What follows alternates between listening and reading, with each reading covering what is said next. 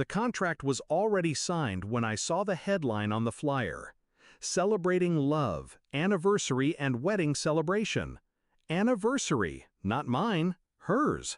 They had taken my wedding, my one day, and fused it with my sister's 10-year marriage. Worse, they had made me pay the bill for both. That was the moment I stopped being their child and started being their executioner. It hadn't always been this way. For years, I bent to keep the family together. I was the quiet one, the fixer, the obedient child who never complained. She, my sister, was the jewel, the golden one. Every birthday, every achievement celebrated in gold letters. When she married, my parents emptied their savings to give her a cathedral wedding. I stood at the altar, bridesmaid in pastel, smiling as if the hollow in my chest wasn't real. And when it was finally my turn, I thought, maybe it would be different. My fiancé and I saved for years. We dreamed of a quiet, elegant wedding, a day that belonged to us. But the moment my parents got involved, the ground shifted. Subtle at first, "Oh, your sister should renew her vows that day. It'll be fun, a family celebration." Then firmer, "We already told the guests it's a joint event. Imagine how much cheaper it will be." Cheaper. For them, not for me. The invoice told the truth. The venue, the flowers, the catering, all billed to me. Both events, one stage. And still, they expected me to smile. I didn't break, I didn't scream, I planned. I let them sign that contract with my name at the bottom. I nodded when they talked about speeches, photo slideshows, the joint cake. And while they built their stage, I built my escape. I found another venue, smaller, quieter, hidden away on the outskirts of town. A garden draped in white lights where the air smelled like jasmine and not control.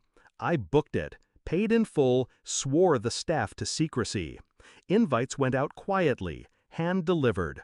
Only those who mattered, our closest friends, his family, the ones who saw me as more than a shadow.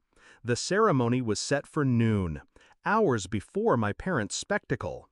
That day, I walked down an aisle lined with roses, not expectations. My fiancé's eyes brimmed with tears, and for once, the world felt honest. We spoke our vows in sunlight, kissed under the weight of our own promises. And when applause broke out, it was for us. Only us. No sister, no parents, no theft. My wedding was mine. By evening, I slipped back into their theater. The ballroom glittered with chandeliers, but the air was thick with entitlement.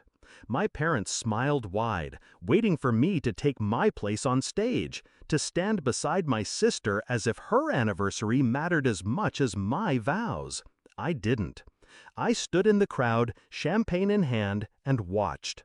The slideshow came first, her wedding photos, her children, her vacations. Guests applauded politely. Then the DJ announced, "And now, the bride and groom." All eyes turned, but we didn't move. I let the silence stretch, delicious and suffocating.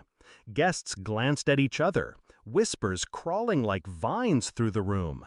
Finally, my mother hissed across the table, "What are you doing? Get up there!" I met her eyes and said the words I'd been saving for years. I already had my wedding today. You weren't invited. The color drained from her face. My father's jaw clenched. My sister's smile faltered, confusion curdling into rage. The whispers turned sharp. Guests leaned in, hungry. "Wait, what? She already got married? When?" I took a slow sip of champagne, letting them choke on the truth. This isn't my wedding. This is her anniversary party. I'm just a guest. The collapse was instant. Their plan unraveled in front of 100 witnesses. Every smug assumption, every theft of my day exposed for what it was: manipulation. My sister stormed off. My mother begged for explanations. My father's silence was heavier than stone. I left them there, in their empty stage, their hollow celebration. Now, when I look at my wedding photos, I see joy, real joy. Not something staged, not something stolen. Just us, untouched by their control. They don't speak of that night anymore. The silence is their punishment. The memory is mine. Do I regret it? No. I regret the years I let them script my life. I regret the silence I kept. I regret the child who thought obedience would one day be rewarded. But that night, that was my freedom.